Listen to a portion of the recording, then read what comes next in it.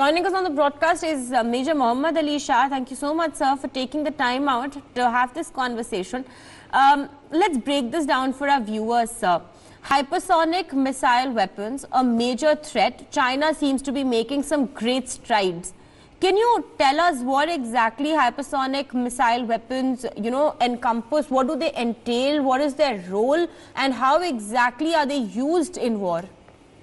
Perfectly, Parisi. Hypersonic flight is a flight through the atmosphere, which is below about 90 kilometers at speeds ranging between Mach 5 and 10.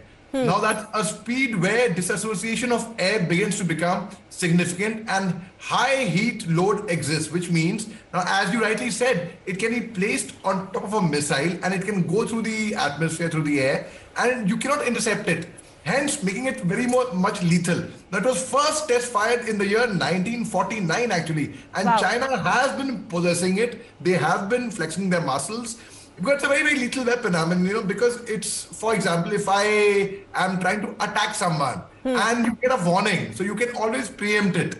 But when you cannot intercept it, only you don't even know, you cannot even block it. So it is very difficult now to actually protect yourself from such a hypersonic missile, from such a weapon. Now, China has been playing mind games, war games, and psychological games, and I don't know all kind of techniques they are trying to do. They are joining hands with Russia, and they're trying to come forward and play that dirty games. Now, to put in very simple language, as you had already brought out the correct point, that yes, you cannot basically intercept this missile. Let's keep it on that. If I get into more technicalities, like for example, if I go into the rocket reached a speed of 8,288.12 kilometers per hour, which is 5,150 miles per hour, which is approximately Mach 6 and 7, the speed would be.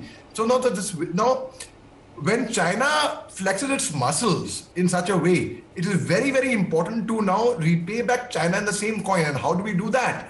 Everyone around the world is not as militarily well equipped as China is. But now we can actually hit the dragon where it hurts. We at least make an attempt, because I see China ultimately in the long run, whether people like it or not, they are going to, let's accept the right fact. If they are not intercepted, not stopped right now, they will become a superpower in the next coming years. And then God help the world, because China will come out with its evil and wicked practices, which I perceive it so. Now, how do we do that? Hit the dragon where it hurts, which is the economy. If we do not try, we will not achieve it. But if we try, there could be a 1% chance, but at least we are making an attempt. For example, China has an invisible invasion. Apart from the hypersonic missiles and all the firepower that they have, they are also moving forward in technology and going in advance. So we should actually try to curb buying goods from China, boycott China. But what about things where they have made an invisible invasion? Or for example, when you invest money in the Russian stock exchange, which ultimately goes to Chinese government, which is invested in the Chinese military. So when we are investing money in the Russian stock exchange, we should keep that in mind as well. So there are various factors which we should actually be careful not to promote Chinese economy in that way. Absolutely. Major Mohammad Ali Shah, very interesting, points that you've put out. Firstly, thank you for explaining to us what hypersonic missile weapons are. Now, the fact that China is going ahead and developing these further is obviously going to send a message across the globe, be it the United States, be it Russia, be it nations in Europe, be it the UK. And what it's going to do in turn then is it's going to push forward an arms race, which is not going to turn out to be, in the best interest of the world. Because, today it is hypersonic missiles, tomorrow it can of course continue to be nuclear weapons, which already so many countries possess. So then, actions such as this by China, do they also hold the threat of changing the balance in the entire world when it comes to the arms race? See, China has really advanced its technology regarding the arms race is concerned. We were earlier dependent on nations external like US or Israel or Russia or to other nations. But now, ever since we followed the philosophy of Make in India, Atmanirbhar Bharat, we have come a long way now. Like, for example, we just had commissioning of INS Visakhapatnam just yesterday. We have projects like INS Vagir. We have, that's a different thing that we procured the Rafale jets from outside, yes. But as far as Atmanirbhar Bharat is concerned, we are going great guns now. But yes, let's accept the fact that China is way ahead of the world regarding their technology is concerned. Now, how do we curb that? It is very, very difficult to curb that, and that's a reality which we all must buy. I mean, it's very okay to say, no, no, no, no, yeah, oh, yeah, and we will do this, we'll do that. It's easy to say, then do. But now, when China is making these advances, and it is a threat to the entire world, actually, I would say, because China will not only release their firepower regarding their military, they will do biological warfare, they'll do psychological warfare, they'll do cyber warfare, they will play all kind of warfare apart from the firepower. And that is something which the whole nation, the whole world, in fact, has to be wary about, Pradeep. All right. Major Mohammad Ali Shah, let's also then talk a little bit more about India. Let's get a little more India specific. Now, this new hypersonic missile, how exactly is it going to, threaten India as far as the border areas are concerned? Because, of course, we share borders with China. Is it going to be a threat for India? Should India be alarmed by these developments?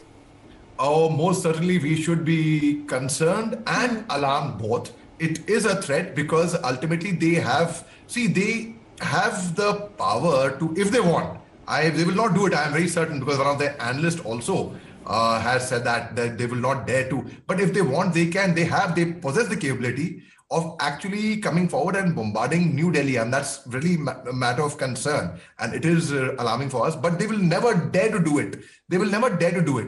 Similarly, we also have the capability of actually bombarding whole lot of China, but we will not do it at the end of the day. So yes, it is a matter of concern for India. I mean, to put it in very simple words, it has the range, it has the capability, it has to cause a lot of damage to India, not just at the borders, not just because at Doklam or at Ladakh or at Galwan, no, but in the civil areas, which China will not actually dare to come venture out or militarily and damage us in our civil areas for that matter. So yes, it is a matter of concern, Pranidhi, to be very, very honest. Okay, all right. Matter of concern, of course, China continues to develop its weapons, which of course is being seen as a direct threat to US defense systems, but also to the rest of the world. India needs to be wary. Thank you so much, Major Mohammad Ali Shah. Stay on with us, sir, though. We're going to need your expertise on another story, another defense story that we've been tracking on the broadcast. Now, according to China's state-run Global Times, China People's Liberation Army has deployed the advanced J-10C fighter jets as Taiwan recently commissioned the US-built F-16V fighter jets last week. Now, China's National Daily also reported that domestically developed aircraft have replaced the J-7E fighter jets and that new jets were commissioned into China's Eastern Theater Command Air Force unit. The Chinese newspaper claimed that J-10C can rival the F-16V recently brought by Taiwan. It also claimed that the commissioning of the new Chinese jets will further widen the power gap across the Taiwan Straits. Tensions, viewers, don't forget, between China and Taiwan escalated last month as the Chinese Air Force repeatedly sent fighter jets into Taipei's air defense zone as Taiwan activated its air force to thwart Chinese intrusions. But Chinese intrusions continue to take place, a topic that we've been discussing right here on NewsX for days and weeks and months. Still with us on the broadcast is Major Mohammad Ali Shah. We also have Wing Commander Praful Bakshi joining us on the broadcast. Major Mohammad Ali Shah, Wing Commander Bakshi brought out a very important point, the fact that countries need to recognize Taiwan for any kind of international action to be taken, and the fact that Lithuania has become one such nation, the size of Lithuania versus the size of China, and Lithuania standing up for Taiwan, is indeed something that the world needs to learn from.